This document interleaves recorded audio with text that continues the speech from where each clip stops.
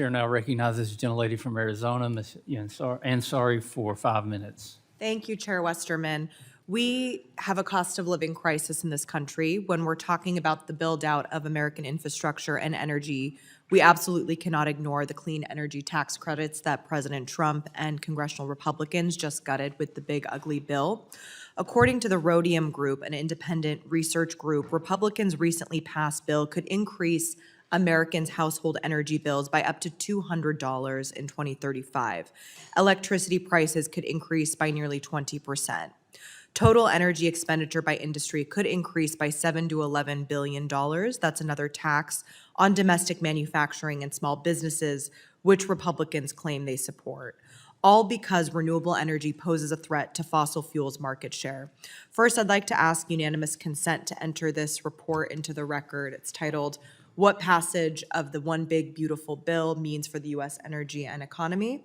Without objection. So This ordered. data clearly shows that the repeal of these tax credits is going to drive up prices for American consumers.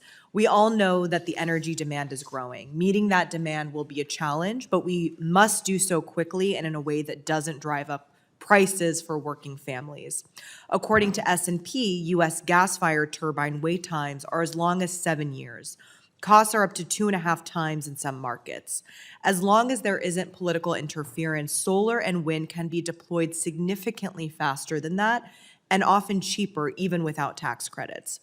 But a point that I feel is often missed, renewable energy will still be developed in the United States despite President Trump's qualms, because people in this country still care about climate change and they know that wind and solar are cost competitive, reliable, and will not make their families sick.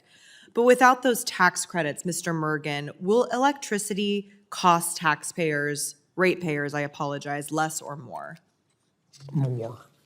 More. These tax credits were an investment in clean, affordable, and yes, reliable energy. Energy of the future and a commitment to addressing climate change. It benefited American families. It didn't hurt them like fossil fuels do by polluting and exacerbating the climate crisis. Despite this administration's war on clean energy, I promise that we will keep fighting for a better future. Moving on to the question of NEPA, Mr. Mergen, another question for you. Before you began teaching, you were a longtime attorney in the Department of Justice's Environment and Natural Resources Division, where you defended agency NEPA decisions spanning multiple administrations. Prior to your legal career, you worked at the Bureau of Land Management in Wyoming. You've seen a lot of the NEPA work firsthand. What have you learned about our procedures, where there is room for improvement, but also why these procedures are important in federal decision-making? Yeah, there's a lot packed in there, and I'll try to be brief.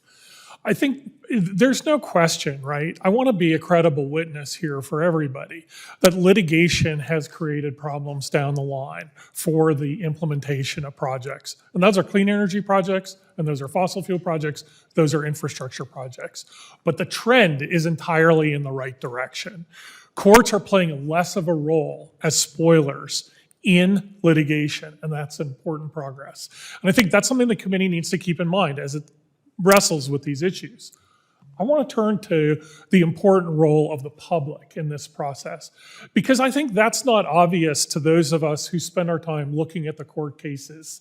I think many, many projects are improved across the board by public engagement. Mr. Campbell, I think, talked about a wetlands mitigation project that his company, that his cooperative was involved in.